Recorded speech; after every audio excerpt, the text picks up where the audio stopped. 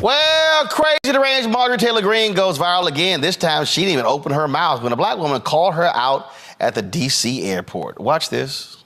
Bleach blonde, bad build. How you doing today? How you be? You didn't like that, huh?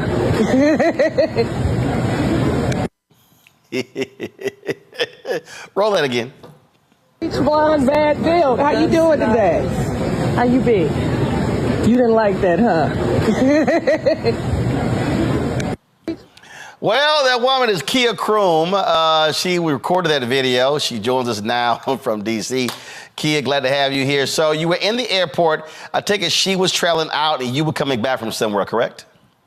Correct. I want to make sure y'all can see me. Correct. We got you. I was coming back from Los Angeles. I'd been at a conference and I remember seeing people taking pictures with her. And I'm like, is that? And I'm like, I don't know why on earth anybody would be doing that, but whatever.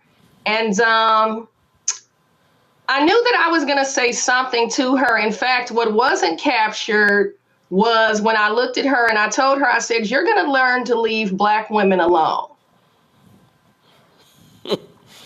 And she responded like, yeah, okay. And, I had time that day. So I'm like, yeah, okay. And then I hit record, and that's where you saw that exchange. So y'all had an exchange before. Y'all had an exchange before you recorded this. We did. And so, go ahead. Yeah, we did. I mean, I was just simply telling her, listen, you're going to learn to leave Black women alone. And she responded to me the way that we saw her respond to AOC during that infamous clip, like, yeah, okay. And it was just like, okay. So you post this, and then all of a sudden it just takes off.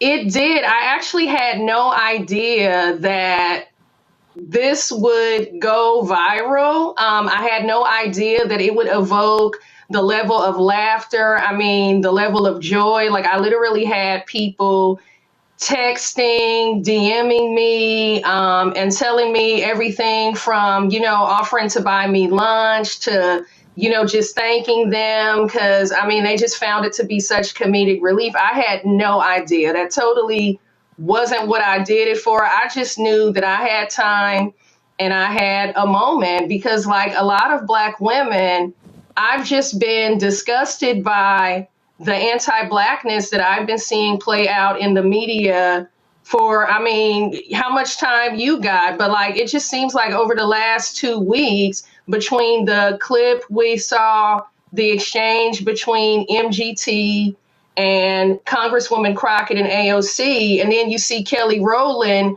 over in Cannes, it's just like the anti-Blackness, the misogynoir, it's just like, I've had it, right? So I had time that day. Well, it has certainly generated lots of attention. Do y'all have a control room? Y'all got the video that we put out on social media with this in the song? All right, go ahead and play it. Bleach blonde, bad build, No. Keenan put out on social media. He used her clip. Y'all kill that. On social media, Keenan posted the clip of Kroom with her. It was hilarious. Hold on, let me see if I can find it because I saw it. I said, "Oh, this is just too much right here," and it's gotten probably. Let's see here. All right, check it out. Let's see. So I'm looking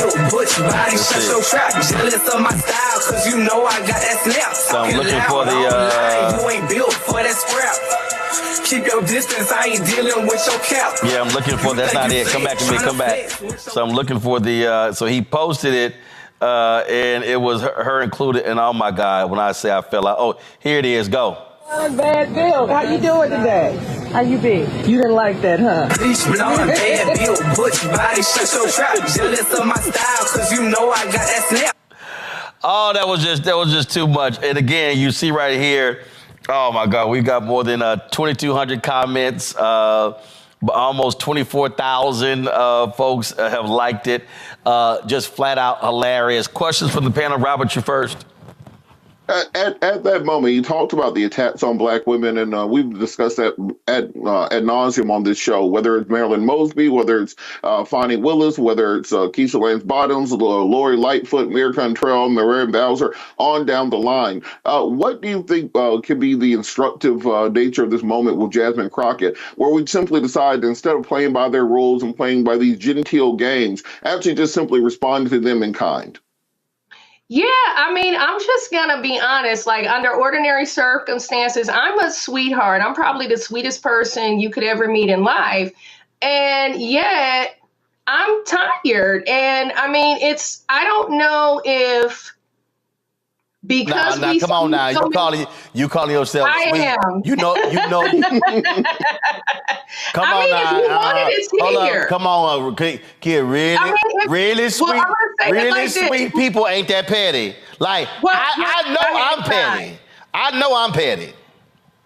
I had time that day, but here's the deal. I want to respond to the gentleman's question. Go ahead. I think that responding in kind for black women, for brown women, if that means clapping back, then I say no more passes, like, period. Like, I honestly feel like if you're big, bad, and bold enough to hurl a racist trope or a microaggression, because let's be clear, that's what we saw happen on the congressional floor there. That was a microaggression, and it happens from the rooms of Congress down to boardrooms and offices, where across the USA, across the globe.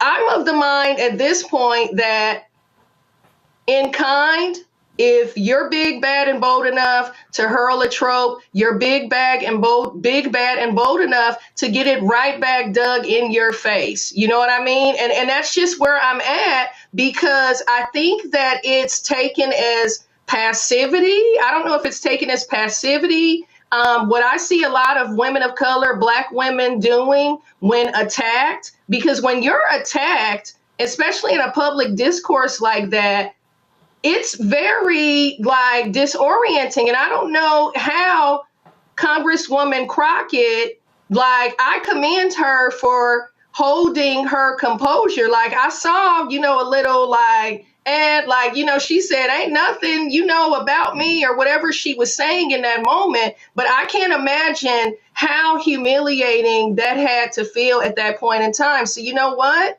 The instructive, as far as I'm concerned, is really no more passes. I'm a firm believer in calling that behavior out and pulling it up by the root, even if it's, so this is what we're doing in this moment, like Congresswoman Crockett did. I just want to be clear. So this is what we're doing. But no more passes. It's just too much. Just a quick follow-up also. Marjorie Taylor Greene, in response, posted a picture in a bikini this weekend. Do you think that will change the conversation about her being bad, built with a bush body? Hell no, because it was Photoshopped. No.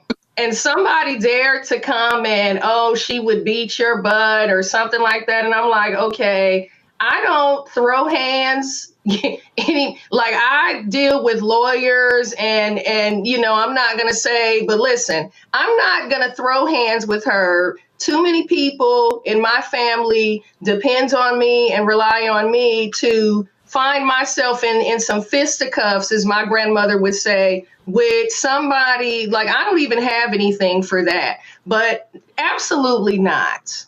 Absolutely not. No. So Robert, Rebecca, this is the photo Robert was referring. Okay, Rebecca, go ahead. Oh. Bless her heart. Thank you so much for being on the show tonight. I know that you are not a professional troll. I also know there's a lot of people who want to support you. So can you tell us more about who you are, what you do, and how we can support you? Yeah, so I own a global fundraising firm called Kia Kroom Fundraising and Philanthropy. My claim to fame, if you will, is having raised nearly $1 billion for social justice causes led by and serving Black and brown people. And I mean, I love it. I meet some of the most incredible Black women, brown women you could ever imagine, women that are really on the front lines trying to affect social change and fight structural inequities, which is, I think, why, you know, that moment we witnessed struck me so much, because I look at it this way. Here you had Congresswoman Crockett, you know, people are assembled to take care of business at hand, and you have someone making a mockery and a caricature of a Black woman in a public discourse. The Black women and brown women that I know are laying down their lives for the sake of social justice, like Black women have always done. So that is the work that I do. And you can find me at www.kiacroom.com. And drop me a line. My social handles are the same, Kia Kroom.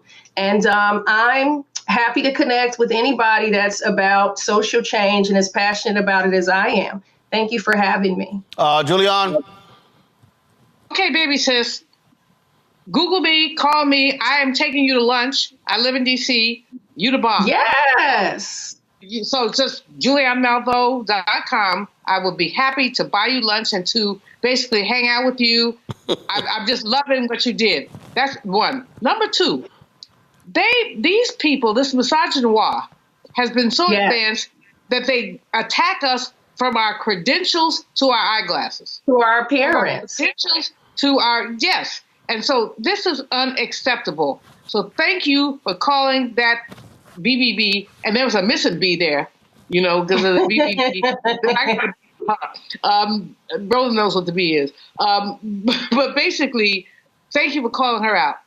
Now, the other piece of this is, it's not just MTG. She's a nasty piece of work, but she's been one since she was born. She doesn't even need to be breathing air. That's a waste of air. What is your thought as a PR maven and a fundraiser about how we deal with misogynoir more broadly? Robert called out some of the names. We've seen them. Angela also Brooks. She needed training wheels. Give me a break. We could go down the list. Black women are under attack. How do we fight back? Yeah, I mean, no more passes. Period. No more passes. You big, bad, and bold enough to say it. You're big, bad, and bold enough to get caught out, whether we're calling it out on the spot. And I understand that things impact people differently sometimes, because these moments can be so jarring. We have to collect ourselves. But I'm a proponent of calling this out and uprooting it wherever it rears its ugly head. Period. I honestly think that it's going to take not just Black women, because I hear a fair amount of Black women talking about misogynoir. Yeah, we're the target, but I think that it's going to take more Black men speaking up. To be quite honest, and in offices and workplaces, this is where the allies are going to have to come in. It's no more passes, period. You call it out, and sometimes you got to show the bully where it's at, and like the gentleman said a moment ago, return it in kind. By my estimation, it's going high, right? Because you would not believe how many women of color I talk to in Zoom screens every week that are in tears because they've been humiliated and have ulcers nearly because they couldn't find the words or weren't comfortable countering an attack and simply calling it by its name. So no more passes given. That's just where I'm at with it. All right. I really wish, Roland, I could run into her in the airport. I would have a good old time. Yeah, because we're going to have a good time. We're going to have a good one. Because we know you petty too, Julianne. All right, Kia. Kia, I appreciate it. Thank you so very much. Thank you. Have a good one. Stay petty. You ain't sweet. I don't know why you fronting. You petty. Thanks a lot. All right. Somebody's killing poor people, and it's going on. COVID happened, poor people were dying at a rate already of 800 people a day. Before COVID. If you went to a funeral every single day, it would take you 600 years to attend all the funerals of the people who will die from the ravages of policy violence, poverty, and low wages in America in just 1 year. It would take you 2 years and 19 days to go to all of the funerals of the people that will die today, and oftentimes silence. Nobody talks about this political genocide, but we are determined today to remember their death and be a resurrection of voting power and voice power like never before. Economic justice and saving this democracy are deeply connected. We, as a nation, must listen to the demands of the poor, who are pushing and will continue to push political candidates and elected leaders to lift from the bottom so that everybody can rise.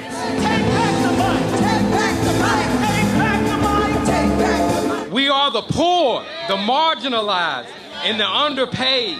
And we are taking one step forward to say that everybody has a right to live. Poverty is not the fault of those who are impoverished. It is caused by those who make the policy. There are over 135 million poor and low-wage, low-income people in this nation. The biggest block of potential voters by far is low-income, low-wage voters. I can't afford medicine. Sometimes I have to skip because of the cost. The farm worker community is tired of the violence imposed upon us by greed, exclusion, and denial of basic human rights. Those folk that represented by that casket, poor and low-wage workers who are the most moral people in this country because they go to work every day believing, even though going to work is hazardous to their health. I'm tired of working 70 to 80 hours a week and still not have money for the necessity of bills. I'm tired of getting sick and not being able to go see the doctor, having to make a choice to pay between rent or the light bill or food or clothes. You cannot claim to care about families and a culture of life and then do everything in your power to rob people of equal access to resources and to force them to live in poverty. Leadership of both parties have waged war on poor people and low-wage workers. And this government has treated people experiencing poverty, including their military families, with disdainful, deliberate, malicious neglect. So the truth is that my son died from poverty. We refuse to accept poverty as the fourth leading cause of death. The fourth leading cause of death in this, the richest country in the world. We march today for our children and the generations to come. And we need to do it with the loudest voices possible, the biggest actions possible. We will voice our demands and register our vote. When we stand up and when we stand together, things change. There is the electorate that is, and then there is the electorate that should be. 34 million eligible poor and low-income voters did not vote in 2016. If just 20% of those voters in swing states were mobilized around an agenda, they could change the political outcome of every election. So we're launching the most massive voter mobilization and turnout campaign in history of poor and low-wage voters, allies, and religious leaders. People are dying, but we know it doesn't have to be this way. And so we are calling on everyone to join us in this Poor People's Campaign, a national call for moral revival. We are here, we will be seen, we will be heard, and our power will be felt.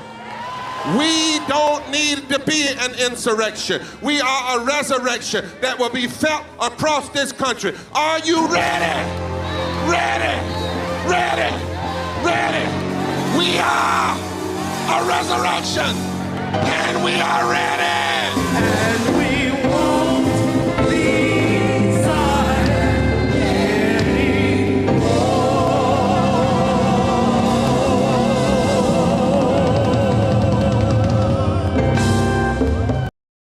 Fanbase is pioneering a new era of social media for the creator economy. This next generation social media app with over 600,000 users is raising $17 million, and now is your chance to invest. For details on how to invest, visit startengine.com/fanbase or scan the QR code. Another way we're giving you the freedom to be you without limits.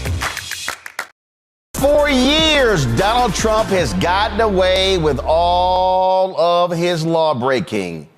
He's never been held accountable until he messed with New York State.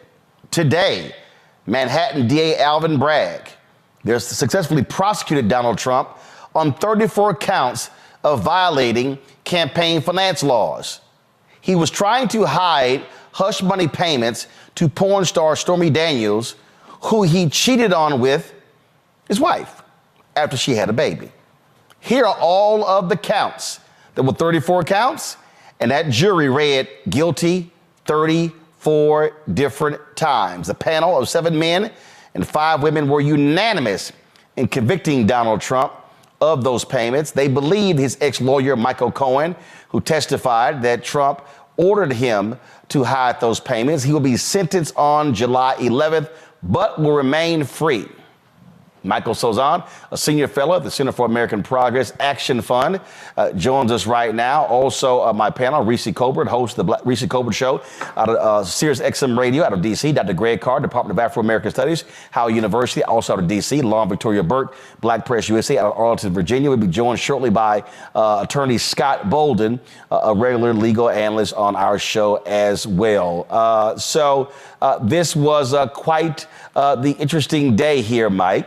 And of course, Trump never held accountable for his actions. Today, he is now a convicted felon. That's right. Thanks for having me on, Roland. I mean, that I think is the big headline here. This is a huge day for accountability and the rule of law. I mean, we are a nation where no one is supposed to be above the law, not even a former president. And as you said, these were unanimous verdicts, guilty on all 34 counts. This was a case that some people said from the beginning was going to be too tough to prove, but I think that the DA's team did an excellent job. Donald Trump had every opportunity to present his case. The judge was fair-minded. Trump tried to bend the rules along the way and was found in violation of a gag order 10 different times. He could have taken the stand if he wanted to set the record straight, as he says. He's still saying it's rigged. But this is a big day. It's a sober day as well. It's not really a cause for celebration. I mean, this is the first time that a president or a former president has been convicted of crimes. But this is a big day for accountability in this country and for this democracy. Well, the thing that jumps out at me, again, the sign above the Supreme Court says equal justice under law. And the reality is this here. Republicans, they don't believe that. They have defended this man. I mean, I was driving in, listening to Sirius XM Radio, and oh Lord, the Fox News. There wasn't a single person on Fox News who was presenting a fair and balanced perspective on this. It was all kissing up to Trump. Janine Pirro, she said, "I've been in this system 32 years, and I'm just so disillusioned today." Really? Really? It was clear. First of all, I got to keep reminding people, Michael Cohen was prosecuted by the Trump Department of Justice for the same crimes. His lawyer. So to act like, oh, that was good, but prosecuting him is bad, and that's crazy. Yep, that's right. And I was tuned into Fox News a little bit after the verdict as well. As I was going through the various channels, and you're right, they're already trying to reaffirm what Trump is saying, that this is a rigged system, that this was a rigged trial from the beginning, and that, as always, they're saying that this was coordinated somehow with Joe Biden, and that this is in some ways Joe Biden trying to interfere with the election that he allegedly feels he's going to lose. So he's got to resort to these tactics. But there's no evidence for any of that. We see right through that. And so it's another example of how so many people in this country live in two media ecosystems, and they can look at the same set of facts and reach wildly different conclusions. But I think that the majority of Americans, especially those who haven't chosen a side, who are open to facts and law and fairness and justice, are going to see this verdict. And I think many of them are going to have a real problem supporting Donald Trump, voting for Donald Trump in the November election. This is just a real watershed moment. And I think and I hope that for the good of democracy, that Americans are going to take a really good look at this verdict. Reese, I could not help but laugh when I saw a poor little Megyn Kelly. She sent this tweet out after the verdict. Go to my iPad, Henry. Guilty on all counts. The country is disgraced. Alvin Bragg should be disbarred. They will rue the day they unleash this lawfare to corrupt a presidential election. No, y'all will rue the day when you support a person for president who broke the law before he was elected, broke the law while he was president, broke the law afterwards. Yeah, first of all, this conviction means that, in a sense, the 2016 election was stolen, because this relates to essentially what amounts to election fraud. And people knew that he was out there screwing porn stars while his wife was pregnant. His ass probably wouldn't have won. Okay, he wasn't that good of a candidate. All right, and so the whole notion that this is some sort of injustice as it relates to this election, when they had 20 crazy motherfuckers who have the same positions as Donald Trump running for president, including governors, former governors, senators, and all kind of shit. They could have picked any one of them, and he was on trial. He was indicted during the entire campaign season. They could have picked any one of them.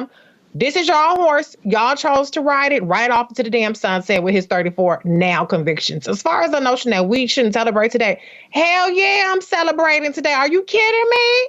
For what? You have a powerful, wealthy, questionably wealthy white man who is being held to the same system that he has celebrated and he has perpetuated in terms of one of his first orders of business was getting Jeff Sessions to increase the penalties for things like weed. Hell yeah, I'm celebrating. The same motherfucker that took out a full-page ad to call for the death penalty for teenagers who were wrongfully accused, the exonerated 5. Hell yeah, I'm celebrating. I don't know if he's going to go to jail. Probably not. But today is a day to celebrate for me. Lauren Victoria Burke, again, when you look at this case, you saw all these Republicans going to that courtroom, sucking up to Trump, dressed alike, looking like they were pledging Trump fraternity at Trump University. They all had to be hazed into doing that, defending him. And it's just, I mean, again, you listen to the whining and complaining and you go, really? I thought y'all were the law and order crowd. Yeah, certainly they're law and order until, of course, law and order arrives at their door. I mean, it's understood that the justice system in this country is not equal. I will say, though, this is not my favorite case. This is not my favorite Trump case at all. The election interference case, in my view, is the best of the cases that have been presented. I wish these prosecutors had organized this a little bit differently, because I actually thought this was the weakest case. So I guess I sit here surprised that he was. But you say organized, but the election interference, that's Georgia. That's a Georgia state case. This was a New York state case. Then you have the federal. So the reality is you can't organize state and federal cases.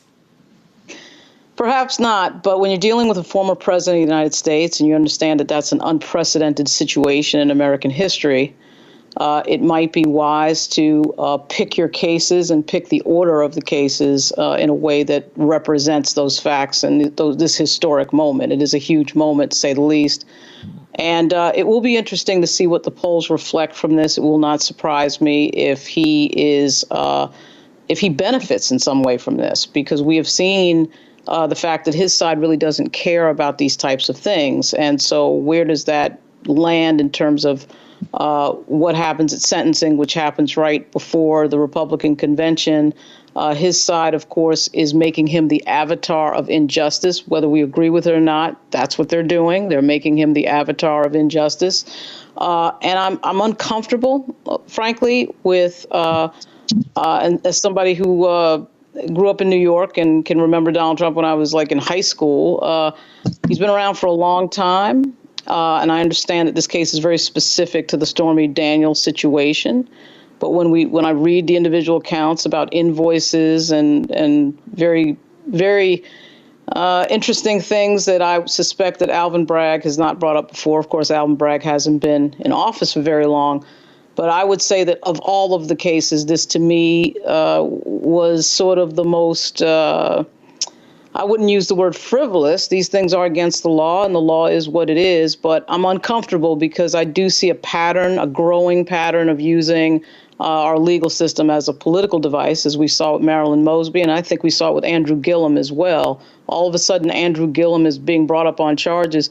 So there's a little tit for tat going on here, whether we agree with this verdict or this set of verdicts or not, that I think gets us in sort of a dangerous back and forth in our politics, which are already extremely contentious. But Greg, here's the deal. You've always had you've always had politicians that have actually been tried for a variety of reasons. Right now, Senator Robert Menendez is on trial in New Jersey. There have been mayors, county commissioners. Hell, I spent 6 years in Chicago, and damn near everybody there is on trial. The reality is this here.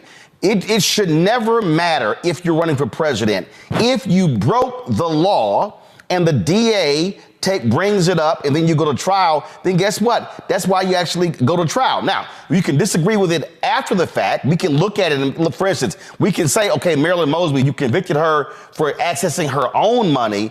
In this case, he was deliberately trying to hide the payments. And again, this is what still jumps out at me. His own Department of Justice prosecuted his own lawyer for the exact same thing. Now, had his DOJ said they're not going to prosecute Michael Cohen for what he did in this case, okay, now I hear your argument. But they did. It just came back on him. It's true.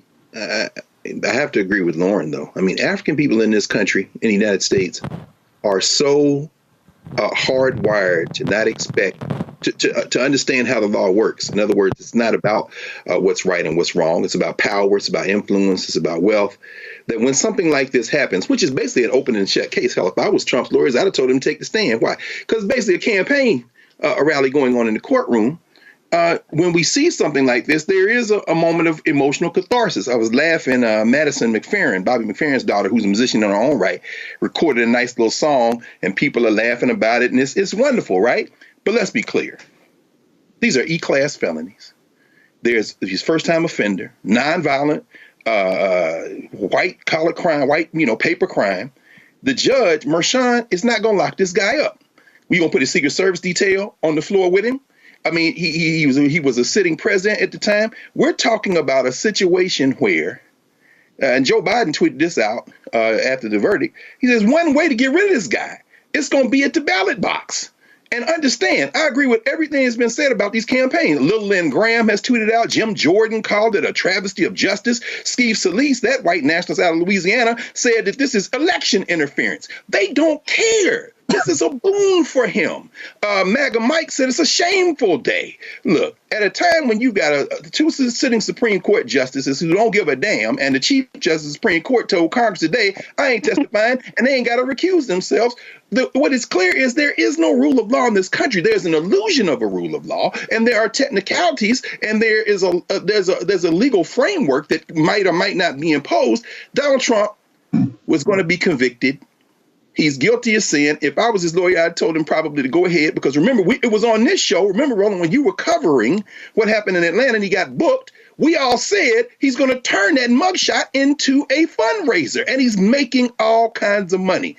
Last thing I'll say is this. On a day when it looks like the African National Congress in South Africa, for the first time since elections have been held in 1994, are going to lose their majority, and they might have to make peace with what they're calling the Center Party, which is really the home of the old white nationalist party, the Democratic Alliance.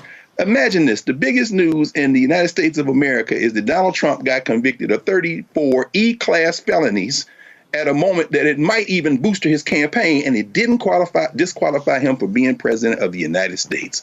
We should take this moment right now and be very serious. And Joe Biden said it's true. Only we can get rid of him is at the ballot box. Here's the reality, Scott, and that is this. When you look at the job of federal prosecutors, state prosecutors, I mean, again, their job is to prosecute those who broke the law. Donald Trump, he has no bottom. So the reality is, it doesn't matter what it is. He'll campaign off of anything. He doesn't have any morals, values, principles, decency, ethics. It doesn't matter.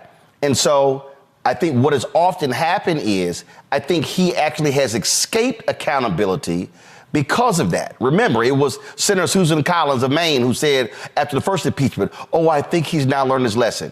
No, he didn't. And so the reality is you can't factor that into the equation. This guy doesn't care, so therefore you must hold him accountable. Damn any other thing that may happen outside of that. And the criminal justice system is about holding them accountable. So your guests, God bless them, and they're friends of mine, and the other commentators who live in this world of politics, and they have political answers, right? Okay, it can be political accountability at the ballot box, right? But if you break the law, if you have criminal intent to break the law, then the criminal justice system is built to hold you accountable for criminal conduct. And the Court of Appeals, a grand jury, prosecutors, defense, judges, Court of Appeals judges have all looked at this case and said, let it go forward. This is the criminal justice system at work. And this was a prosecutor's verdict within 12 hours. I mean, this case wasn't even close. And so I think both systems work.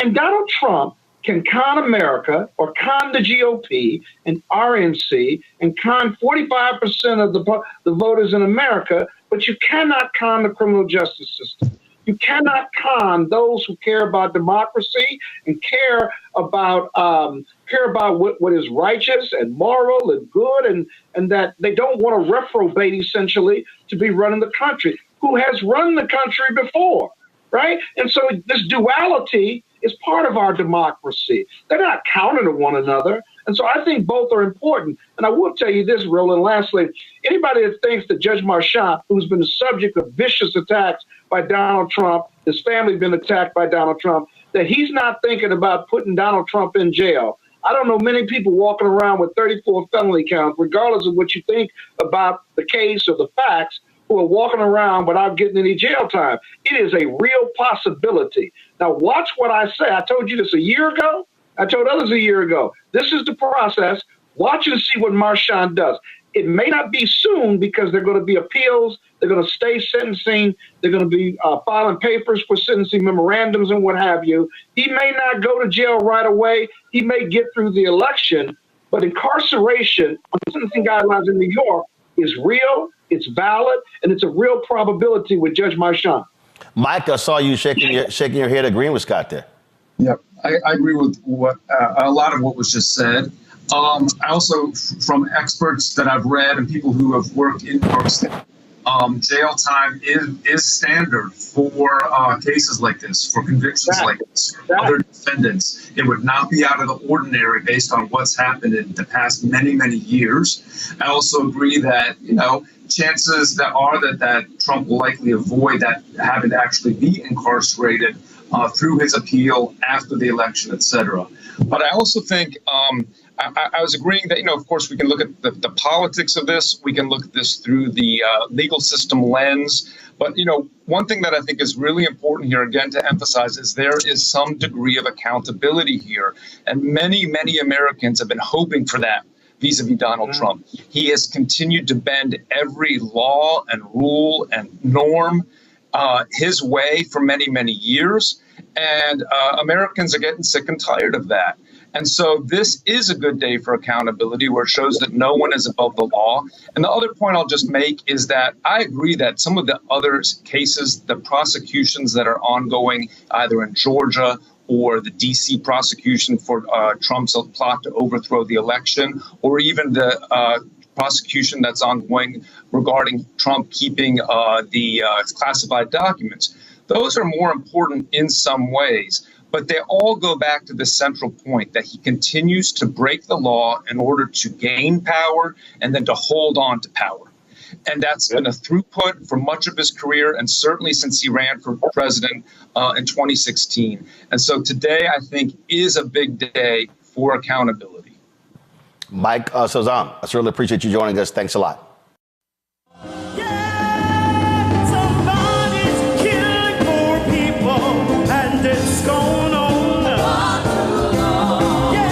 COVID happened, poor people were dying at a rate already of 800 people a day. Before COVID, if you went to a funeral every single day, It would take you 600 years to attend all the funerals of the people who will die from the ravages of policy violence, poverty, and low wages in America in just 1 year. It would take you 2 years and 19 days to go to all of the funerals of the people that will die today, and oftentimes silence. Nobody talks about this political genocide, but we are determined today to remember their death and be a resurrection of voting power and voice power like never before. Economic justice and saving this democracy are deeply connected. We, as a nation, must listen to the demands of the poor, who are pushing and will continue to push political candidates and elected leaders to lift from the bottom so that everybody can rise. We are the poor, the marginalized, and the underpaid.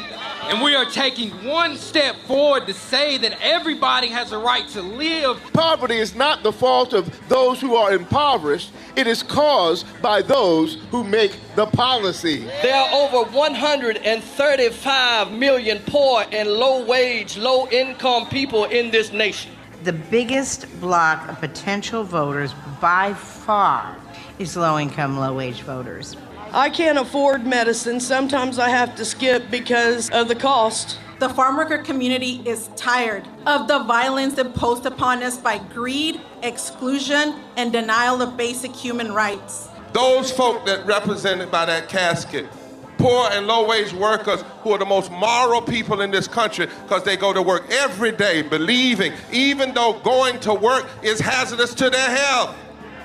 I'm tired of working 70 to 80 hours a week and still not have money for the necessity of bills. I'm tired of getting sick and not being able to go see the doctor. Having to make a choice to pay between rent or the light bill or food or clothes. You cannot claim to care about families and a culture of life and then do everything in your power to rob people of equal access to resources and to force them to live in poverty. Leadership of both parties have waged war on poor people and low-wage workers.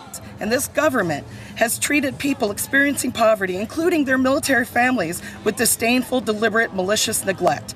So the truth is that my son died from poverty. We refuse to accept poverty as the fourth leading cause of death. The fourth leading cause of death in this, the richest country in the world. We march today for our children and the generations to come.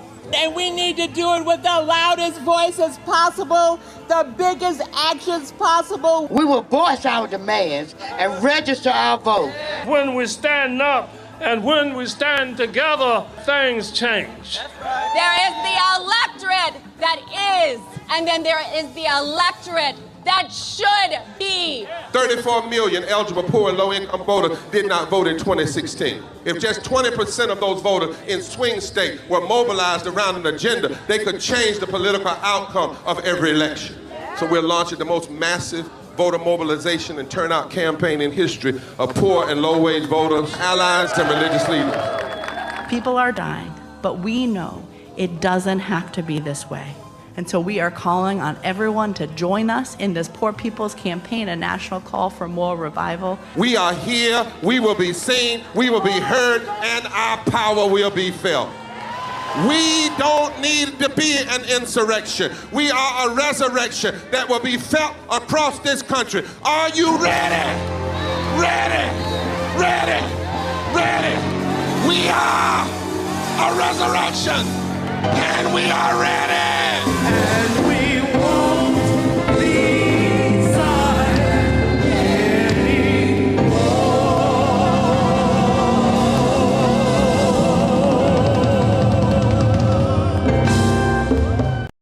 I'm cracking up laughing because MAGA has been losing their minds. I mean, the crying and the wheezing and the whining and the threatening, I mean, they have been losing it. And I'm sitting here going, I'm confused. Y'all are literally defending somebody who cheated on his wife, slept with a porn star, lasted 90 seconds, then asked his attorney to pay a hush money, hid the payment, breaking campaign finance laws, and that's y'all martyr? Well, I mean, we know this has never been about values or someone being conservative or a traditional family man. This is about white male power. And what they're really crying about is the fact that a white man, like Donald Trump, who they think of as infallible and all powerful, faced any kind of repercussion or consequence. Because you know what he could have just did? Cheat on his wife. Not paid the hush money, because clearly this cult of people do not care what this man does. Instead, he committed a crime to cover up something that, quite frankly, seemed to be right in his wheelhouse. This has never been a man known to be faithful in his marriages. I mean, we've seen the transcripts from the various memoirs from Marla Maples to Ivana Trump. So I don't know what this was about, other than the fact that these people can't stand that their leader, if you will, lost, because they treat him almost like a deity. But I mean, you know, he found out. Michael, if you really want to see a video of a really just shameful and pathetic black man, is this dude right here. I can't believe the hoax, this sham, this absolute injustice justice system. D.A. Bragg and the judge should be ashamed of themselves. This isn't just ridiculous. This actually erodes the confidence that Americans have in the justice system. Unbelievable. Unfreaking believable. But good news is coming. D.A. Bragg, hear me clearly. You cannot silence the American people. You cannot stop us from voting for change. Joe Biden's injustice, Joe Biden's two-tier injustice system, weaponizing the justice system of the United States of America against a political opponent, un-American. Joe Biden, you're fired. We the people stand with Donald Trump. I can't believe the hoax, this sham, this absolute injustice. Here, how dare you? I mean, this is an abomination. This is a sham, like my engagement. I mean, what am I sitting here talking about? I mean, this is just ridiculous. I mean, Joe Biden, how dare you? No, put Tim in the box. How dare you? I can't believe y'all did this to my man. All the ass that I've been kissing. I've been sitting here backing this man. I mean, I've been sitting here. I mean, what is wrong? How dare y'all do that to my patron saint? What's wrong with y'all? This ain't right. This ain't fair. Y'all gonna keep me from becoming the vice president. I can't believe y'all did this to my man. What's wrong with y'all? This is not the United States of America. This is a banana republic, and this don't make no sense. I'm highly pissed off. This is the most bass I've had in my voice ever in my life, and this is just wrong, wrong, wrong. Damn it, I need a lollipop. Michael, go ahead. You know, this is what a certified Negro who is still under warranty looks like. Senator Tim Scott is a total disgrace. OK, and I know he likes to talk about he went from picking cotton to Congress in one generation and things like this. But his ancestors to pick cotton in South Carolina, if they came back to see what he's doing now, they probably slapped the black off of him. OK, so this is a just ruling. Number one, it was a jury of Donald Trump's peers. He went out today rambling, and numerous news outlets have fact checks on the lies he was telling, like the Washington Post from Trump Tower lobby, a gusher of falsehoods about the trial. And then also keep in mind that during the 2016 campaign, Donald Trump was saying, Hillary Clinton's emails, but it was Donald Trump's own State Department. And I'm looking at the article from the New York Times, October 18, 2019, State Department inquiry into Clinton emails finds no deliberate mishandling of classified information. OK, so it's very interesting why he wanted to hang that over Hillary Clinton's head during the 2016 campaigns. And we found out his own State Department exonerated her. He gets busted trying to influence the 2016 campaign. Okay, so this goes beyond paying just quote unquote hush money to an adult film star. This deals with trying to suppress information that he knew and his campaign knew would drastically influence the 2016 campaign against him. He was already saying he was losing votes with women after the Access Hollywood video came out. We have to use this as a teaching opportunity, because these videos and things like this, these are good. But if his ass wins the presidency in 2024, we're all going to be crying. Okay. And then lastly, I saw the picture and the meme that you posted about the 5 African-American female judges. I posted an article about this. There are 5 of 21 appellate court judges. And they're chosen, if you read the article, misleading photos suggest Trump would face an all-black, all-female panel of judges on appeal. It's from the Dispatch. These are 5 appellate court judges, but it's a total of 21 appellate court judges. And it's usually a panel of 4 or 5 that are chosen randomly. Michael, there's a phrase in radio called "go with the bit." You go with that comes from the Tom Jordan Morning Show. No. I work for 2 radio stations. Go with the bit. Right now, Michael, you're fucking up the bit. Okay, we don't need you explaining. You can go with the bit, but you also Michael, go with the bit. Don't mess the bit up. You got I read an article in the Dispatch, and there are actually 21. Michael, go with the bit. Don't fuck up the bit. Okay, I got it. Okay, no, Michael, go with the bit. Okay, I know there are 21 judges. No shit, I Googled it, but go with the bit. I'm providing evidence. Damn, you Sigmas, yo, fuck shit up. Go with the bit. No, we don't. Yes, you do. No, all right. Go with the bit. Anyway. All right. Now, if y'all want to see somebody totally out of control, is Crazy Deranged Megyn Kelly. This is her last night on News Nation. And talk about just trying her best to kiss Trump's ass. Organization wrote down legal expenses from the drop-down Adobe menu, and that made as much sense as anything else because hush money wasn't an option. He was paying his lawyer who had made the payment to Stormy Daniels, and he was, I believe, reimbursing her, though he denied that, reimbursing him, though he denied that on the stand. I don't think there's anything wrong with doing that. I think you pay your lawyer money because he outlaid money for you. You could easily classify that as a legal expense. No matter what it's for, right? Even if it's illegal conduct, you can just put it's a legal expense, right? This wasn't illegal. There's nothing illegal about paying hush money for an NDA. It's done there's not. all the time. But when you're doing it to protect your campaign, it is. That's the difference. No. What law are you citing, Dan? Campaign finance laws. You're not allowed to give the... You don't know what you're talking about. What are you talking? You're wrong. Explain to me. Let me explain to you. Tell me what I'm getting wrong. Tell me what I'm getting wrong. When you're spending $130,000... I'll explain. Go ahead. I get it, because you're saying that there are limits to the campaign contributions somebody could make, and this has exceeded them, and then they hit it. I understand. That's his theory. However, this has been wrong from the start. Yeah.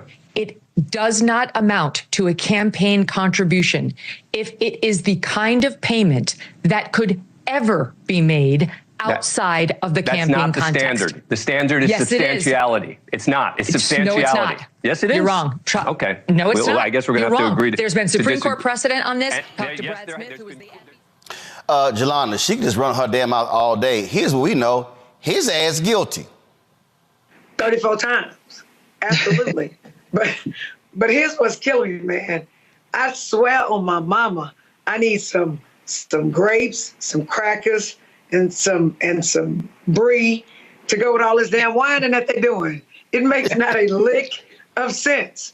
And first of all, I don't know why they whining, because other people, because my other job as a part of being a state representative is I'm a criminal defense lawyer for 29 years. When you get convicted, they normally give you bond conditions. You don't get to just walk free, keep your passport, go and speak everywhere, talk bad about the judge. You don't get to do that. Other people would be locked up. So they should be shouting hallelujah that he's getting special treatment. That's one thing that's incredibly bothersome to me. They talked about Mark Burnett. I don't know if you remember this, Roland, but I was on a show called Survivor. And back on Juneteenth of 2020, a number of Black survivors sued, we started negotiating and threatened to sue Survivor Mark Burnett, Jeff Probst because they were anti-Black. And as a result of that, all of a sudden you see diversity. So I have the documents if you ever want to talk about that. So Mark Burnett, even in other shows that he has had a bias against Black people specifically. So this whole 34 counts, most times that doesn't happen, right? You have a whole bunch of counts, they throw something out. The evidence against Donald Trump was so pervasive and so overwhelming that even people on the jury who supported his dumb ass voted to convict him. So I'm sick of the whining. I'm gonna need for them to stop doing all that. And as the gentleman said, the first person that you talked to, what we need to do is we need to vote. And the reason that we need to vote is because 2 Supreme Court justices are gonna be on the ballot. They just are. Alito and Thomas are old. And if Donald Trump wins, he's gonna put some young ass people on the Supreme Court, and they're gonna be there past the lifetimes probably of our children. And if you think that we can't go back to how it was pre-Jim Crow, where they're lynching, then we need to worry, because the people that are going to get the most stepped on are us. It's always Black people. When he was talking last night, he was talking about letting people come in from Africa. Newsflash. And notice he said all these countries that the Republicans hate, and Muslims, he said, but he didn't say Europe. So it's fine for us to let people come in from Europe. I wonder why that is, because they white? Maybe, but you don't want Hispanics, you don't want Black people, you don't want Muslim people. He is going to exact revenge on us. So we know what happens when we stay home. It happened in 2016. Yep. And things got really bad. So we came out and we voted in 2020. Thank God. We better vote in 2024 because our children's lives and our grandchildren's lives are going to depend on it. And that's a fact. Now, when you talk about the whining, this to me was absolutely wonderful yesterday. Listen to this. I want to get John in for one final comment. If there is a conviction, what happens to markets tomorrow? Very simple. I think markets crash tomorrow if there's a conviction, but I think they will bounce back because, look, even if they put Donald Trump in jail, I think the American people will vote him into president. We will vote him into the White House right out of the New York City jail. It's an outrageous trial, and people can see. But if there's a conviction, you think there'll be a crash? I think the markets will do very badly. What are you talking about, 1,000-point loss in the Dow? I think we'll see at least a 2% drop. Okay. John Carney, I want to thank you. That was y'all John Carney. John Carney said the markets are going to crash. They're going to tank. They're going to be down 2%. Henry, go to my iPad. The Dow gained 600 points today, y'all. So all that nonsense didn't happen. Do y'all see how crazy these people are? Understand, they predict doom and gloom, and it was up 600 points. Let's beat his ass by at least 400 electoral college votes. Because, again, that's the way you really stick it to him.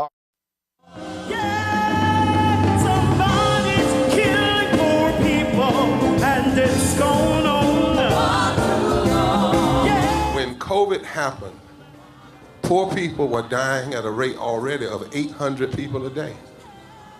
Before COVID, if you went to a funeral every single day, it would take you 600 years to attend all the funerals of the people who will die from the ravages of policy violence, poverty, and low wages in America in just 1 year. It would take you 2 years and 19 days to go to all of the funerals of the people that will die today, and oftentimes silence. Nobody talks about this political genocide, but we are determined today to remember their death and be a resurrection of voting power and voice power like never before. Economic justice and saving this democracy are deeply connected. We, as a nation, must listen to the demands of the poor, who are pushing and will continue to push political candidates and elected leaders to lift from the bottom so that everybody can rise. We are the poor, the marginalized, and the underpaid. And we are taking one step forward to say that everybody has a right to live. Poverty is not the fault of those who are impoverished. It is caused by those who make the policy. There are over 135 million poor and low-wage, low-income people in this nation. The biggest block of potential voters by far is low-income, low-wage voters. I can't afford medicine. Sometimes I have to skip because of the cost. The farm worker community is tired of the violence imposed upon us by greed, exclusion, and denial of basic human rights. Those folk that represented by that casket, poor and low-wage workers who are the most moral people in this country because they go to work every day believing, even though going to work is hazardous to their health. I'm tired of working 70 to 80 hours a week and still not have money for the necessity of bills. I'm tired of getting sick and not being able to go see the doctor. Having to make a choice to pay between rent or the light bill or food or clothes. You cannot claim to care about families and a culture of life and then do everything in your power to rob people of equal access to resources and to force them to live in poverty. Leadership of both parties had waged war on poor people and low-wage workers. And this government has treated people experiencing poverty, including their military families, with disdainful, deliberate, malicious neglect. So the truth is that my son died from poverty. We refuse to accept poverty as the fourth leading cause of death. The fourth leading cause of death in this, the richest country in the world. We march today for our children and the generations to come. And we need to do it with the loudest voices possible, the biggest actions possible. We will voice our demands and register our vote. When we stand up and when we stand together, things change. There is the electorate that is, and then there is the electorate that should be. 34 million eligible poor and low-income voters did not vote in 2016. If just 20% of those voters in swing states were mobilized around an agenda, they could change the political outcome of every election. So we're launching the most massive voter mobilization and turnout campaign in history of poor and low-wage voters, allies, and religious leaders. People are dying, but we know it doesn't have to be this way. And so we are calling on everyone to join us in this Poor People's Campaign, a national call for moral revival. We are here, we will be seen, we will be heard, and our power will be felt. We don't need to be an insurrection. We are a resurrection that will be felt across this country. Are you ready? Ready? Ready? Ready? We are a resurrection, and we are ready. And we won't be silent anymore.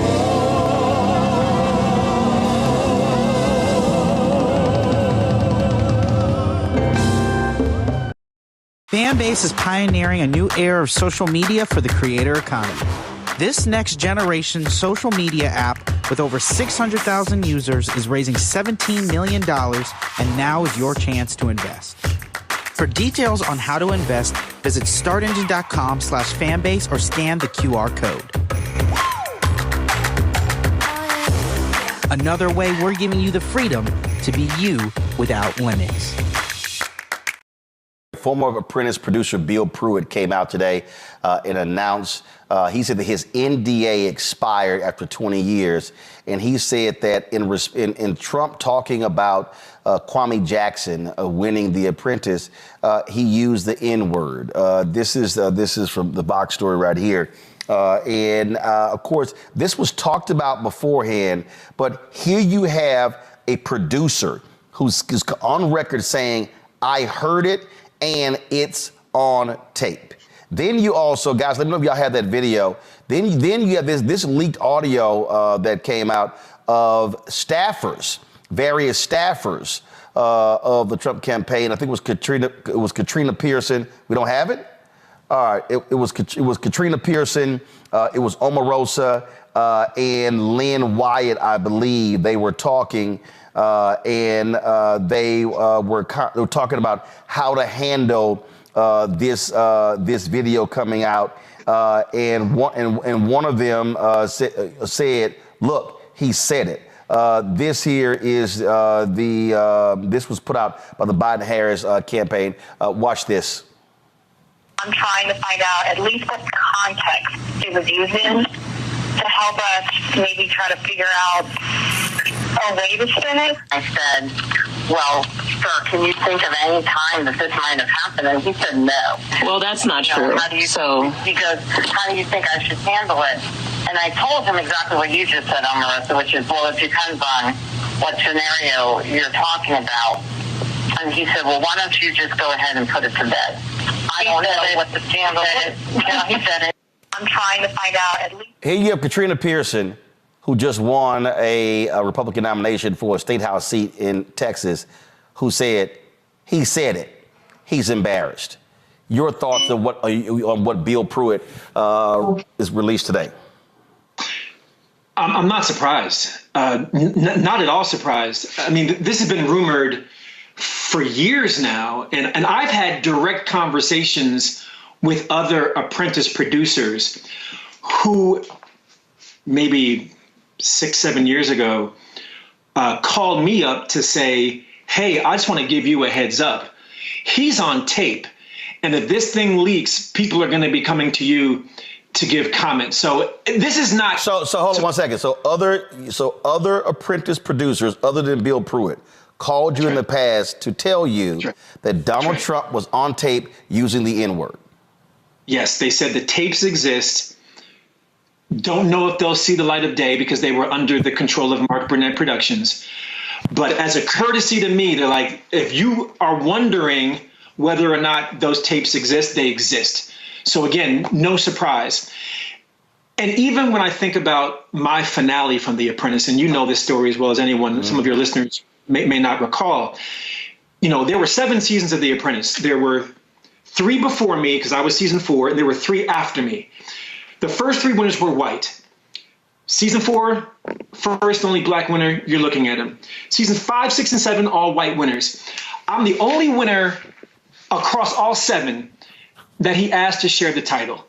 Now, putting that out of context with what Bill Pruitt has shared, it begs the question, well, why would he do that? If I give Donald the benefit of the doubt, I say, well, that was racially insensitive, Donald. But I don't give him benefit of the doubt. So I say it's racist. Well, people say, well, where's your evidence? Well, now Bill Pruitt comes forward and says, well, season 1, Kwame Jackson and Bill Rancic, you had another white and a black in the finale. What does Donald say? Well, here's the receipts. We don't want to see an N-word win The Apprentice. Well, how will America react if an N-word wins The Apprentice? Which completely explains why when Randall Pinkett emerges in season 4 as the objective winner who he can't deny, he then says, well, how can I undermine the victory? Because I can't not have Randall win. The dude's undefeated. He has the best team record. Everyone here is voting for Randall to win. So what do? Ask him to share the title with the white runner-up. I was insulted then. I'm insulted now. And for all those who said, oh, Randall, you're a sore winner, you should have shared. Really? Listen to what Bill Pruitt said after his NDA expired. Bill Pruitt only had the seeds that were planted in season 1 that then germinated for season 4 when I was in the finale. That's what I say. Well, some people are saying, well, that's old news has come out. I think Trump released a statement saying Mark Burnett says the tapes don't exist. Well, now he's going to have to answer to one of his former producers who say the tapes do exist. Yeah. And I give Bill credit because there's a lot of people in the Apprentice circles who are definitely afraid of speaking out against Donald. You'll recall I did a press conference when Donald announced his candidacy for president and recruited, or I should say tried to recruit, other former Apprentice contestants to stand with me in denouncing his candidacy. And only 7 of us, only 6 were willing to stand with me. Kwame Jackson, Tara Dowdell, Marshawn Evans, Surya Yalamanchili, and James Sun, and then Brother Kevin were the only folks who had the courage to stand up and denounce Donald's candidacy. Again, history will prove that that was the right thing to do, because there's never a wrong time to do the right thing. Randall Pinkett, I appreciate it, Frat. Thanks a lot. Thank you, Frat. 06. 06. All right, folks, go to my iPad here. This is the statement from the Biden campaign regarding the use of the N-word. No one is surprised that Donald Trump, who entered public life by falsely accusing black men of murder and entered political life, spreading lies about the first black president, reportedly used the N-word to casually denigrate a successful black man. Anyone notice a pattern? Donald Trump is exactly who black voters know him to be, a textbook racist who disrespects and attacks the black community every chance he gets, and the most ignorant man to ever run for president. It's why black voters kicked him out of the White House in 2020, and it's why they'll make him a loser a second time this November.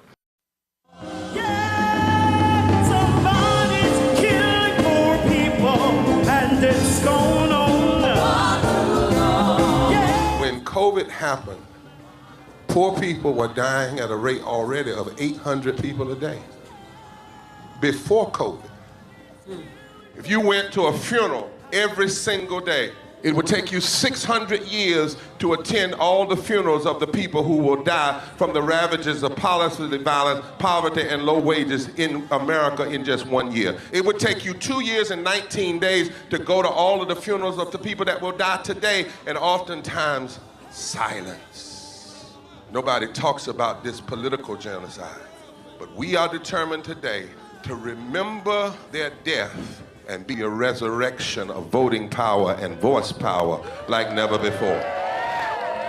Economic justice and saving this democracy are deeply connected.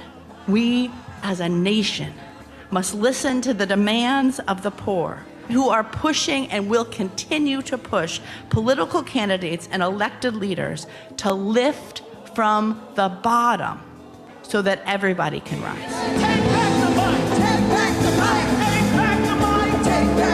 We are the poor, the marginalized, and the underpaid. And we are taking one step forward to say that everybody has a right to live. Poverty is not the fault of those who are impoverished. It is caused by those who make the policy. There are over 135 million poor and low-wage, low-income people in this nation. The biggest block of potential voters by far is low-income, low-wage voters. I can't afford medicine. Sometimes I have to skip because of the cost. The farm worker community is tired of the violence imposed upon us by greed, exclusion, and denial of basic human rights. Those folk that represented by that casket, poor and low-wage workers who are the most moral people in this country because they go to work every day believing, even though going to work is hazardous to their health. I'm tired of working 70 to 80 hours a week and still not have money for the necessity of bills. I'm tired of getting sick and not being able to go see the doctor. Having to make a choice to pay between rent or the light bill or food or clothes. You cannot claim to care about families and a culture of life and then do everything in your power to rob people of equal access to resources and to force them to live in poverty. Leadership of both parties had waged war on poor people and low-wage workers. And this government has treated people experiencing poverty, including their military families, with disdainful, deliberate, malicious neglect. So the truth is that my son died from poverty. We refuse to accept poverty as the fourth leading cause of death. The fourth leading cause of death in this, the richest country in the world. We march today for our children and the generations to come. And we need to do it with the loudest voices possible, the biggest actions possible. We will voice our demands and register our vote. When we stand up and when we stand together, things change. There is the electorate that is, and then there is the electorate that should be. 34 million eligible poor and low-income voters did not vote in 2016. If just 20% of those voters in swing states were mobilized around an agenda, they could change the political outcome of every election. So we're launching the most massive voter mobilization and turnout campaign in history of poor and low-wage voters, allies, and religious leaders. People are dying, but we know it doesn't have to be this way. And so we are calling on everyone to join us in this Poor People's Campaign, a national call for moral revival. We are here, we will be seen, we will be heard, and our power will be felt. We don't need to be an insurrection. We are a resurrection that will be felt across this country. Are you ready? Ready? Ready? Ready? We are a resurrection, and we are ready. And we won't be silent anymore.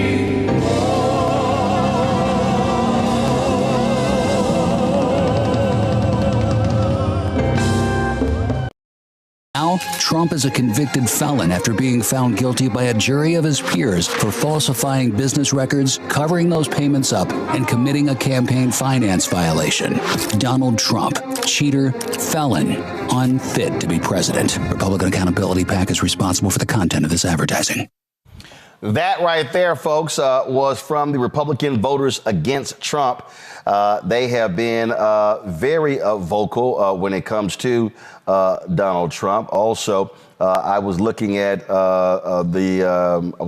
this here, and you know what, the folks of the Lincoln Project, they don't waste any time. Watch this. Donald Trump found guilty on all 34 counts of falsifying business records in the first degree. You're a criminal, Donald. That's what the jury said.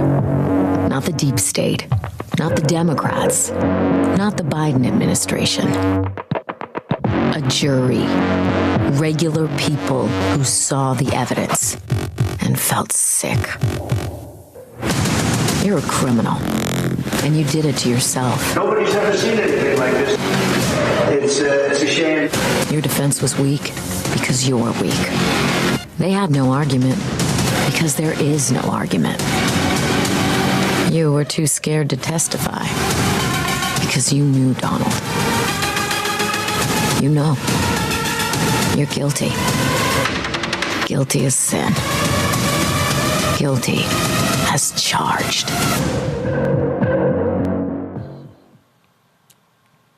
That was music to your ears, Reese. Reese, you were a little excited right there. That was some good shit. Listen, I know that I'm not the gravitas person on the panel, so I will fly that flag today. I'm going to wear that hat and I'm going to wear that cape. I am the low down and the gutter ass person on the panel. And today is one of those days where I think I come in great handy, because at the end of the day, we don't need to take cues from Republicans. Republicans will exploit anything. They'll make some shit up to exploit. So the whole idea that we're handing something to Republicans, handing something to Trump, I don't buy that. Because they don't have to be handed anything. They will do whatever it takes. There's no law they're unwilling to go in order to maintain power, maintain their grip on power. And so what the Democrats need to do is take a cue from that ad and remind people that you are facing a president. Okay, Joe Biden, oh, he tripped over a sandbag, whatever. You are facing the choice between a now 34 times convicted, and a win is a win. I don't give a damn if he was convicted of 34 traffic tickets. I'm calling his ass a felon. That's what he is. The same way if you were convicted of cashing a bad check, you a felon, or any other thing that they want to hang around your head as a scarlet letter for the rest of your life. I'm gonna hang that around his head. And so I want the Democrats. I was disgusted when Biden said he had no further comment. Are you kidding me? This person is almost kicking your ass in many battleground polls, and he just got convicted of 34 counts. They need to be matching the energy as much as the Republicans are going to try to leverage this and make him out to be some sort of martyr and some sort of victim. Then you need to be reminding people of any kind of sense, which I do think outnumber the Republican voters. It's just that people don't vote. That you are looking at a 34-time convicted, now 50-something more additional indictments that he's facing, twice impeached president, who, by the way, when he was president, 500,000 people died of COVID under his watch and all kind of shit that went wrong. That's the kind of thing that you need to be hammering home. This is not a normal election to treat Donald Trump as a normal opponent, as just another old guy who you may like a little bit more, is malpractice. So I hope that they don't be scared like they always are with this. I hope that people don't try to, shy away from this and think that it's going to speak for itself. You have to drive this point home the same way on the other side. They're going to drive it home that he's innocent and he's a victim. I know this is AI, but this is another video that was on the Lincoln Project's page.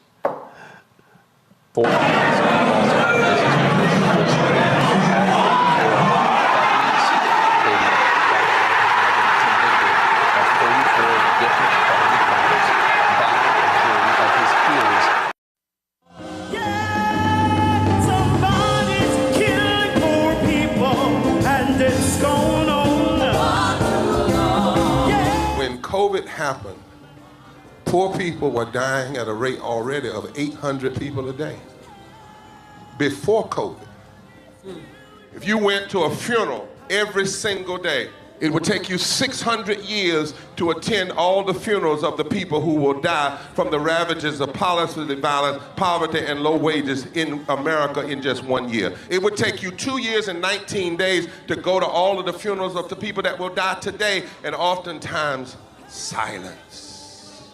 Nobody talks about this political genocide, but we are determined today to remember their death and be a resurrection of voting power and voice power like never before. Economic justice and saving this democracy are deeply connected.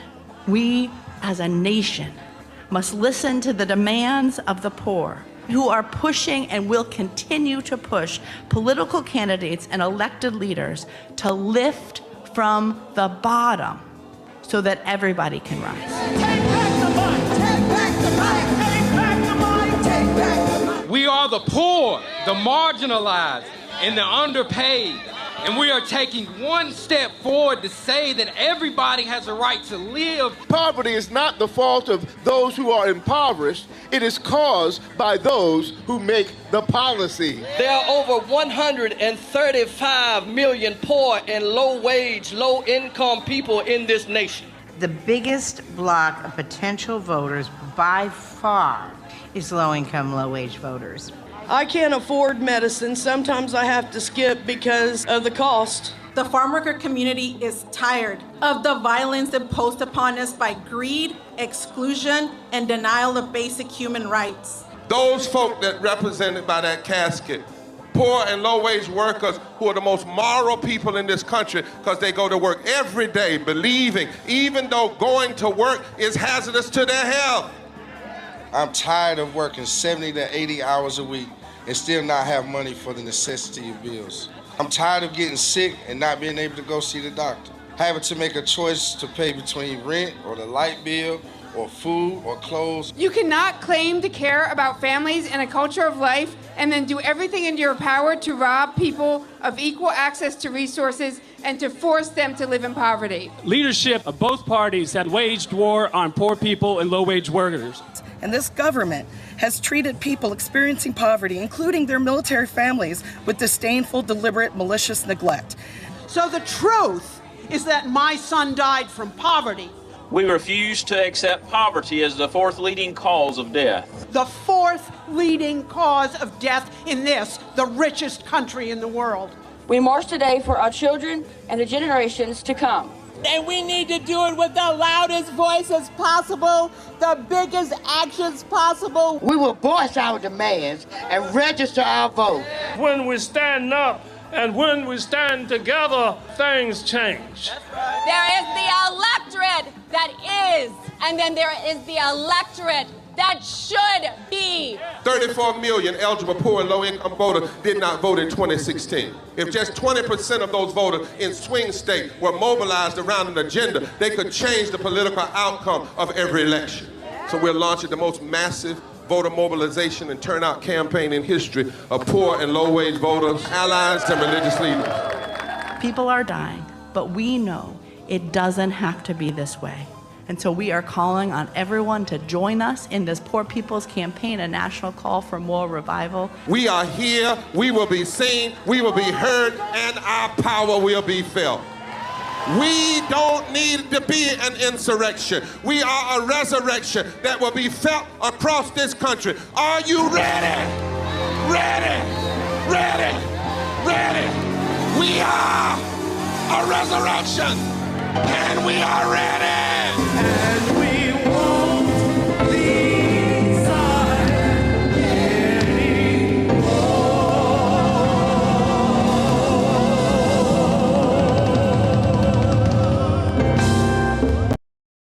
Fanbase is pioneering a new era of social media for the creator economy. This next generation social media app with over 600,000 users is raising $17 million, and now is your chance to invest. For details on how to invest, visit startengine.com/fanbase or scan the QR code. Another way we're giving you the freedom to be you without limits. Folks, during the House Oversight Committee hearing, Congresswoman Aynanna Presley sounded the alarm on the far-right manifesto Project 2025. Folks, of course, it is a 1,000-page manifesto that outlines a radical agenda to increase the powers of the executive branch if Donald Trump wins. Diminish rights for protections for LGBTQ individuals, immigrants, women, people of color, and dismantling key government agencies. Project 2025's recommendations raise concerns about the potential erosion of civil liberties and the rule of law in the United States. Here's what she had to say. The federal government has the largest and most diverse workforce in the country, and Schedule F, an executive order that would replace tens of thousands of civil servants with partisan sycophants, would destroy our government infrastructure, destroy it. It is critical that we understand that the far-right extremists who are advocating for Schedule F see it as a means to an end. It is their pathway to enact widespread, wholesale policy violence. One thing I know for sure about Trump and his sycophants is that they telegraph their harm. Mr. Shriver, are you familiar with Project 2025? Congresswoman, I've read about that. For many people, this is their first time hearing about it, and we must sound the alarm. Project 2025 is a far-right manifesto. It is a 1,000-page bucket list of extremist policies that would uproot every government agency and disrupt the lives of every person who calls this country home. I won't detail every aspect, but I'll share some highlights. The Department of Education would be eliminated, cutting students off from civil rights protections and ending essential Title I funding for K through 12 schools. The Department of Justice would go on a murdering spree. It would rush to use the death penalty and expand its use to even more people while circumventing due process protections. Project 25 not only calls for national book bans in schools, but also creates a list of banned words for the federal government that would be deleted from, quote, every federal rule, agency regulation, contract, grant, and piece of legislation that exists. End quote. Here are just a few of the words on the list: diversity, gender, reproductive health, and of course, conservatives want to ban the word abortion. On that note, abortion care would be inaccessible and illegal no matter where you live. Take it from them. On page 6 of its playbook, Project 2025 states, quote, the Dobbs decision is just the beginning, end quote. People, even in my district, the Massachusetts 7th, a leader in repro justice, would be criminalized for pursuing essential health care. Now, we could have an entire hearing on how these policies would quite literally ruin and end lives. And I didn't even touch upon proposals for housing, climate change, worker protections, and more. If enacted, Project 2025 would destroy the federal government as we know it. I ask unanimous consent to enter into the record an Associated Press article titled, Conservative Groups Draw Up Plan to Dismantle the U.S. Government and to Replace It with Trump's Vision. Without objection to order. Now, some may be wondering why this is germane to today's hearing with the Office of Personnel Management. Mrs. Shriver, do you know who the director of Project 2025 is? No, Congresswoman, I don't. The director is Paul Dans, former chief of staff of OPM under the Trump administration. And I am concerned about the ethics of Mr. Dans leveraging non-public information or relationships forged during his government service to lead and advance this far-right extremist agenda. We need oversight and accountability of Project 2025. I don't think folks really are paying attention, Joe, when we talk about how lethal and how sick and demented Project 2025 is, especially if Trump wins. It's a serious problem. My mom worked for the federal government, Department of Veterans Affairs for 40 years. And I can imagine how someone in that position, in the position she was in, or in a similar agency, could potentially, you've got property right in your job, could potentially be taken away from you because you don't swear an oath of allegiance, or someone feels like you're in glory, whatever else, or somebody feels like you're the Department of Education and you shouldn't exist anymore. People really need to pay attention. This is where the urgency comes from for me. Anyone in this country who's dependent on the government at all for financial help. Now, there's other things, but let's make it the most personal this way. Anybody that gets a government check needs to be extremely concerned about what's going on here and what is being planned, because they're basically going to eliminate all the safeguards, all the rules, and effectively stay in charge, even while being outnumbered. And so, I don't want to be less than sympathetic, and ultimately, I'm a faith person. Faith without works is dead, so we'll continue doing the work.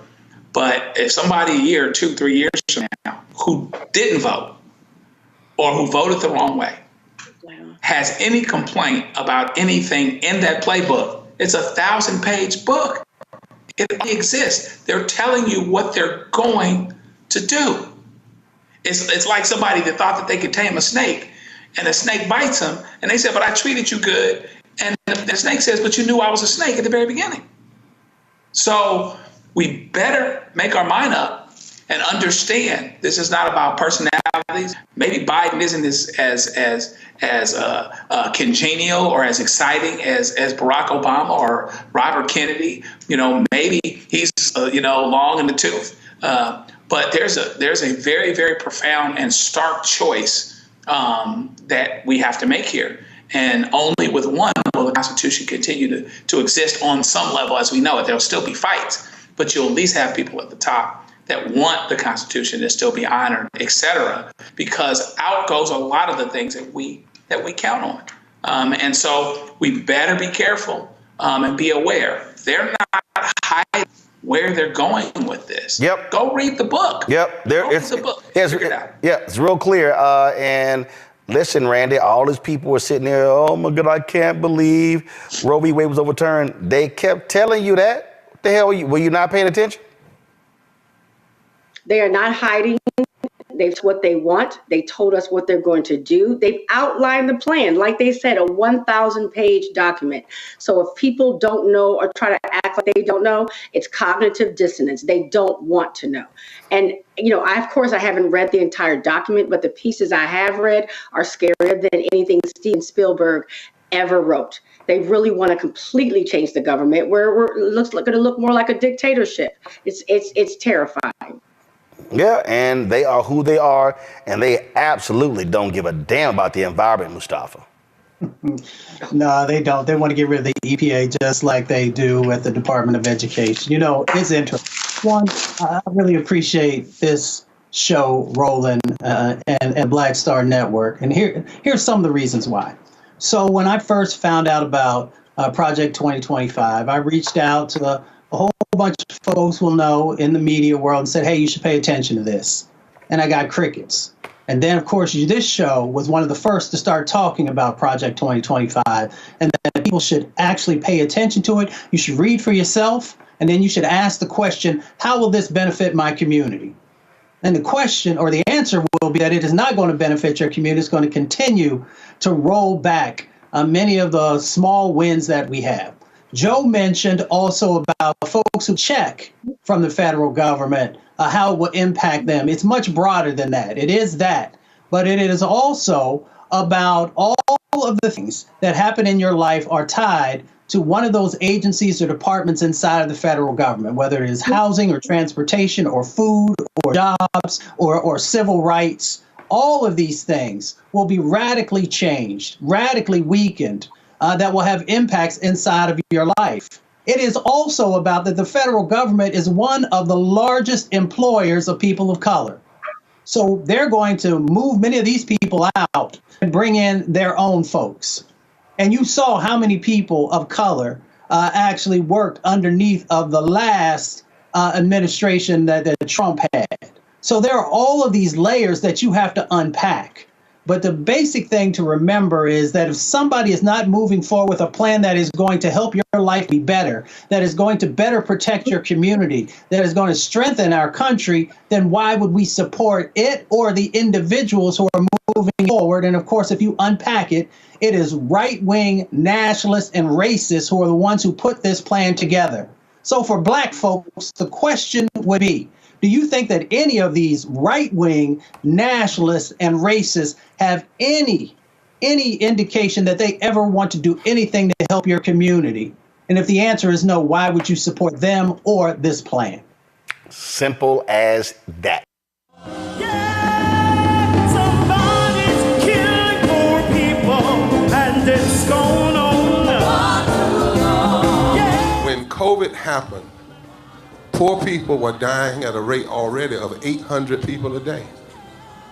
Before COVID, if you went to a funeral every single day, it would take you 600 years to attend all the funerals of the people who will die from the ravages of policy violence, poverty, and low wages in America in just 1 year. It would take you 2 years and 19 days to go to all of the funerals of the people that will die today, and oftentimes silence.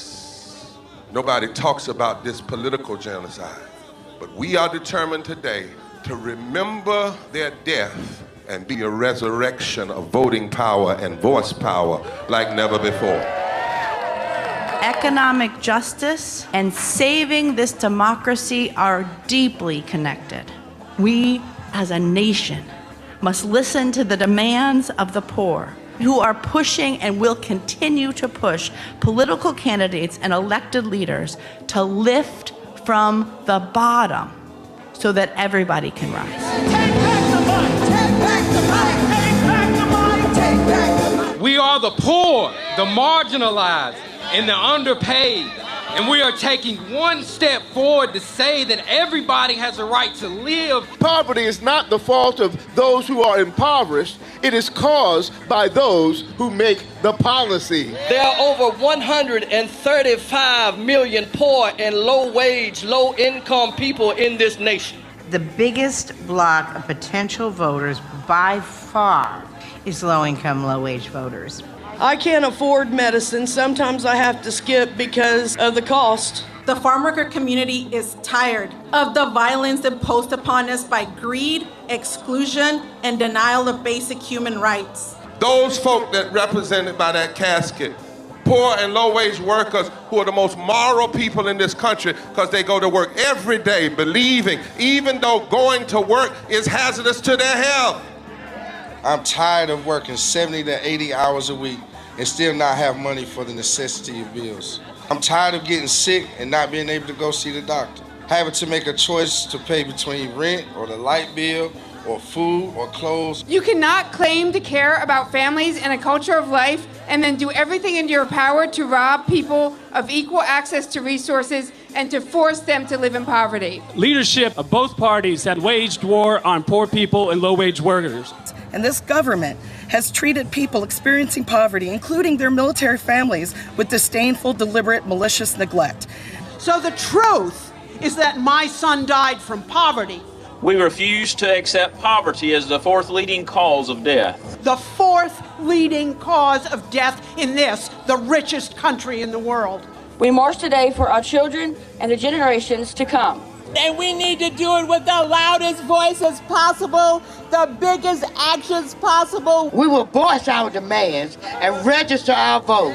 When we stand up and when we stand together, things change. There is the electorate that is, and then there is the electorate that should be. 34 million eligible poor and low-income voters did not vote in 2016. If just 20% of those voters in swing states were mobilized around an agenda, they could change the political outcome of every election.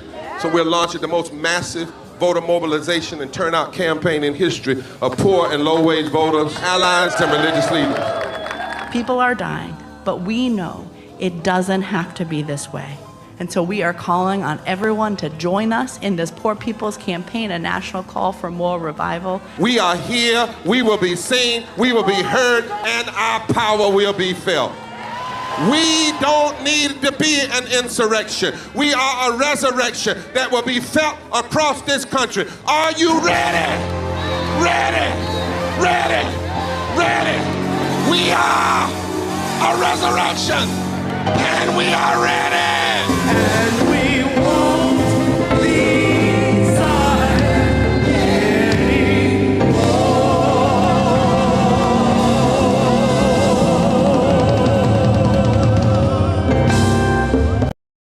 And y'all know some crazy people out here. So these Hispanic workers were out there just doing their job, but this white woman decided to show her ass. Watch this.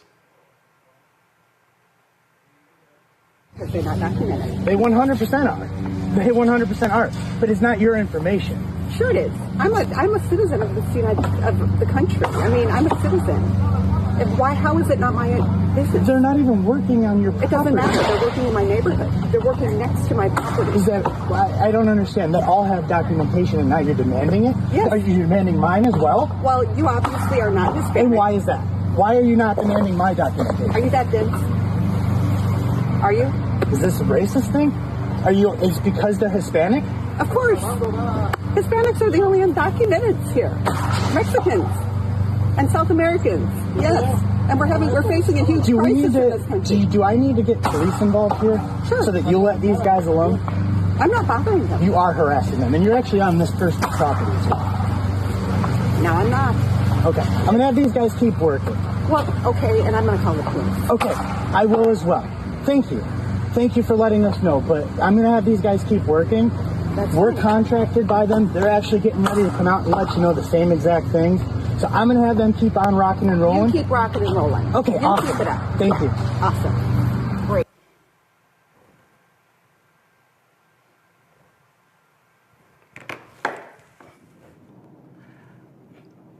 How arrogant and racist can you be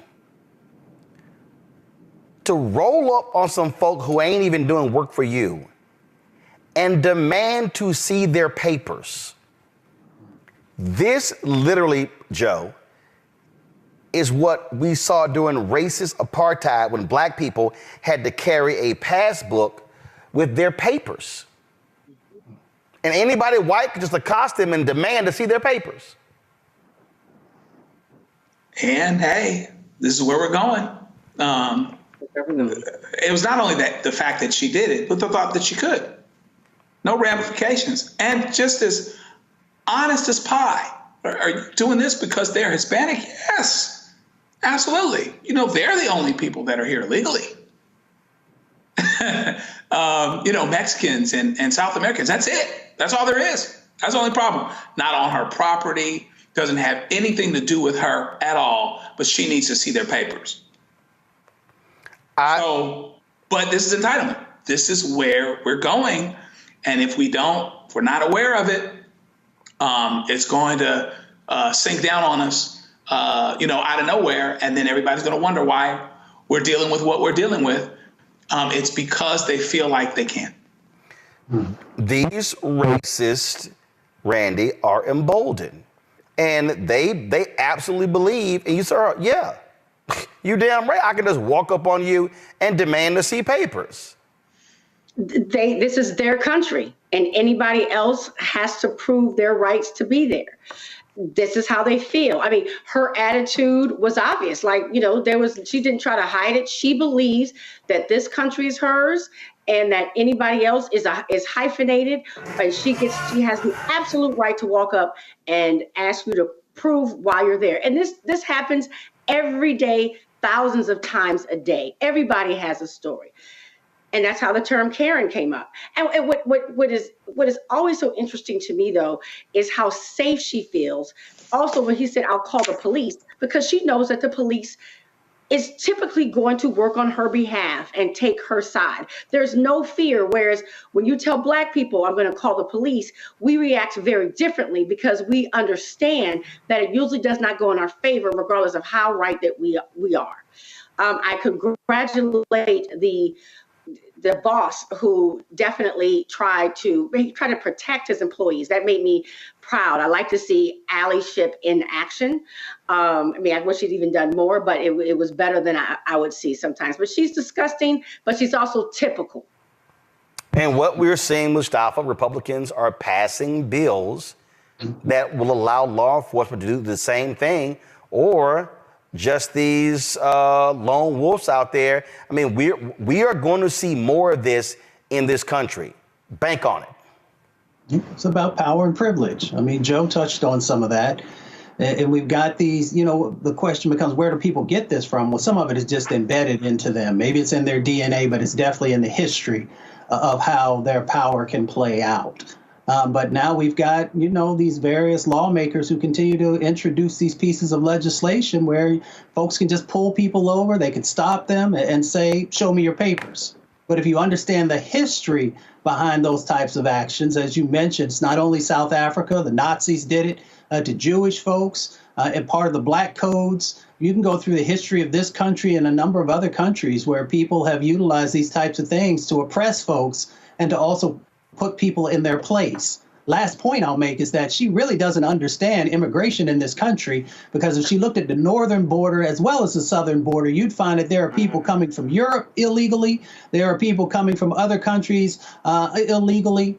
So we need to make sure that, one, we understand the fullness of what's happening, and then two, making sure that we have a fair and just immigration policy so no one has to worry about the fear of someone like this or others trying to get over on them. Yeah, it's absolutely crazy. So for folks out there, understand this is the nonsense you see happening every single day. Somebody's killing poor people, and it's going on. When COVID happened, poor people were dying at a rate already of 800 people a day. Before COVID, if you went to a funeral every single day, it would take you 600 years to attend all the funerals of the people who will die from the ravages of policy violence, poverty, and low wages in America in just 1 year. It would take you 2 years and 19 days to go to all of the funerals of the people that will die today, and oftentimes silence.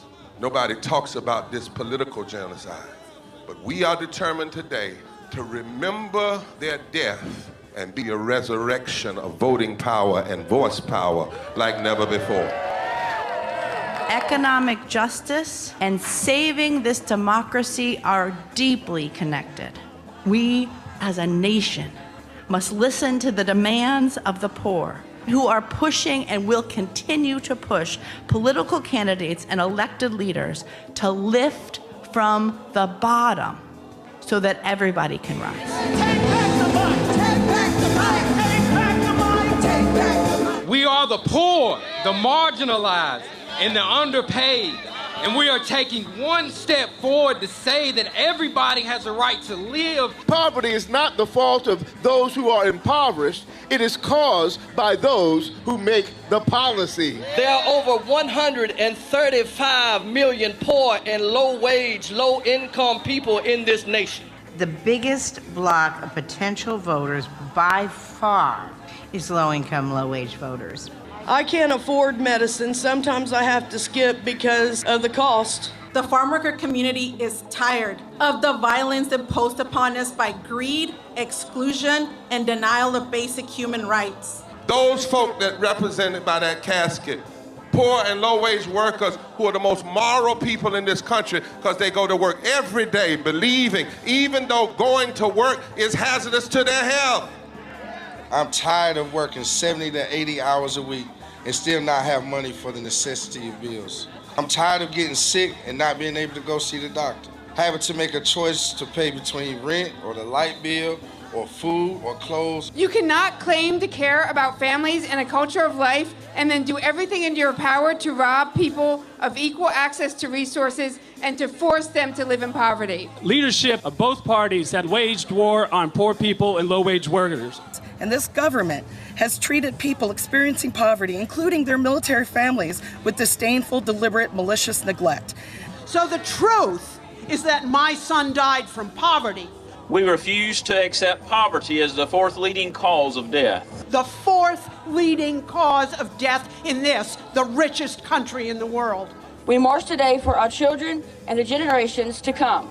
And we need to do it with the loudest voices possible, the biggest actions possible. We will voice our demands and register our vote. When we stand up and when we stand together, things change. There is the electorate that is, and then there is the electorate that should be. 34 million eligible poor and low-income voters did not vote in 2016. If just 20% of those voters in swing states were mobilized around an agenda, they could change the political outcome of every election. So we're launching the most massive voter mobilization and turnout campaign in history of poor and low-wage voters, allies, and religious leaders. People are dying, but we know it doesn't have to be this way.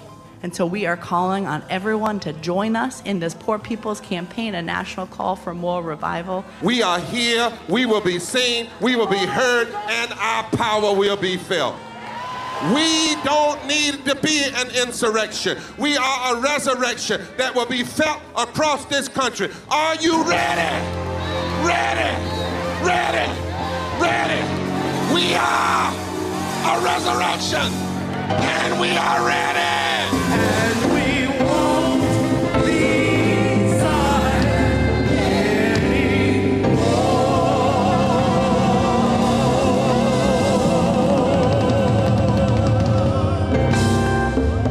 Fanbase is pioneering a new era of social media for the creator economy. This next generation social media app with over 600,000 users is raising $17 million, and now is your chance to invest. For details on how to invest, visit startengine.com/fanbase or scan the QR code. Another way we're giving you the freedom to be you without limits.